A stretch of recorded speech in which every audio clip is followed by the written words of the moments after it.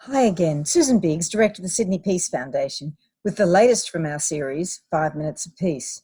Today, the laureate we're bringing you is Pat Dodson, who won the Sydney Peace Prize in 2008. In this extract, Senator Dodson focuses on the struggle for Aboriginal justice in Australia, which has so often excluded the voices of First Nations people. He proposes a new Australian dialogue, which is essential to equip a nation at peace with itself. In his lecture, delivered during the GFC in 2008, he urges people to rethink how they act in response to the economic and climate crisis the world was facing. His message is particularly relevant now, considering the challenges we're encountering 12 years on. The Sydney Peace Foundation stands in solidarity with Aboriginal and Torres Strait Islander communities, calling for an end to the systemic racism that continues in Australia. We recognise that we live and work on stolen land and that sovereignty was never ceded. So I give you 5 Minutes of Peace, a slice of Pat Dodson's 2008 lecture. If you'd like to hear more, visit our website. There are times in the life of struggle for justice and peace when one wonders if your voice is ever heard or your message understood by anyone. It gives me great satisfaction to know that tonight, that the many voices of the Aboriginal leaders who have gone before us have in fact been heard, and that their day of mourning are beginning to be responded to by our nation. To struggle for Aboriginal justice in Australia that struggle has been concerned with the recognition of our claims to the sovereignty of this country, to its land, its resources, and to enjoy a form of governance that allows for our values to impact the colonial institutional structures.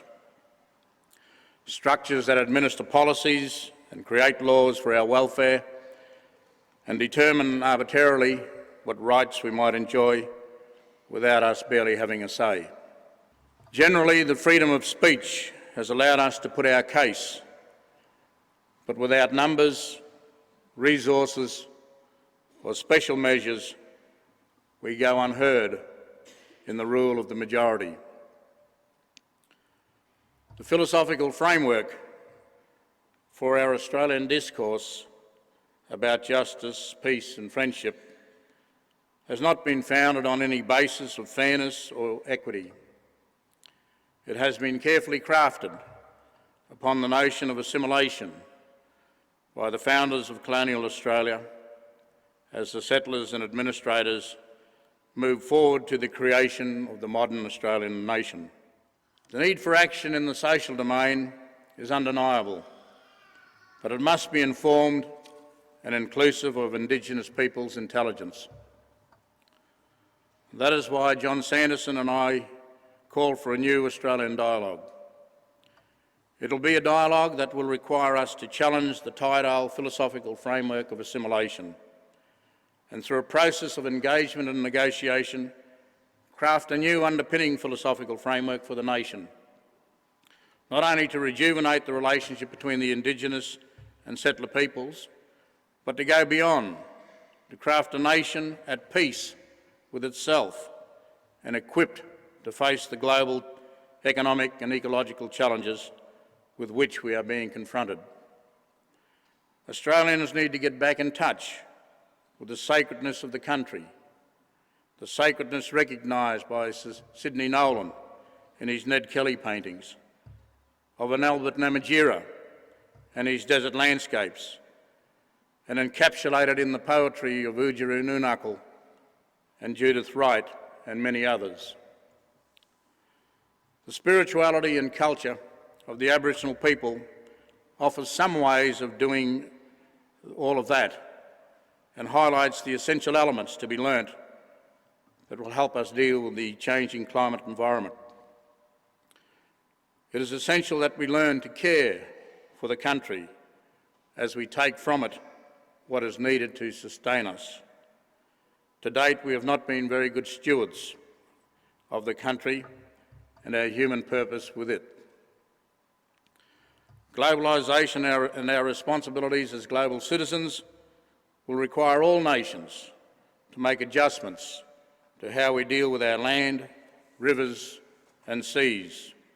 The interconnectedness of all of us as global citizens is clearly confronting us in these challenging economic times. The day I dream about is the day when justice with peace has arrived in Australia, when we have an absolute zero incarceration rate. We are no longer overrepresented in the bottom end of the social indicators of life, and our nation has substantially recognised us in a new inclusive constitution. We stand here tonight in this magnificent building on the banks of the harbour, where our journey began some 220 years ago on a point of land named after a man whose reputation was ultimately maligned by those who failed to comprehend the nature of his Aboriginal being and instead declared him a drunk. Our nation, Australia, now has the chance to construct a new society built on equality and justice and in harmony with the land and its people. It is not an impossible task that we are provided with, but we have to undertake it and have love and enthusiasm to begin this journey. And if we do that, the rest will follow.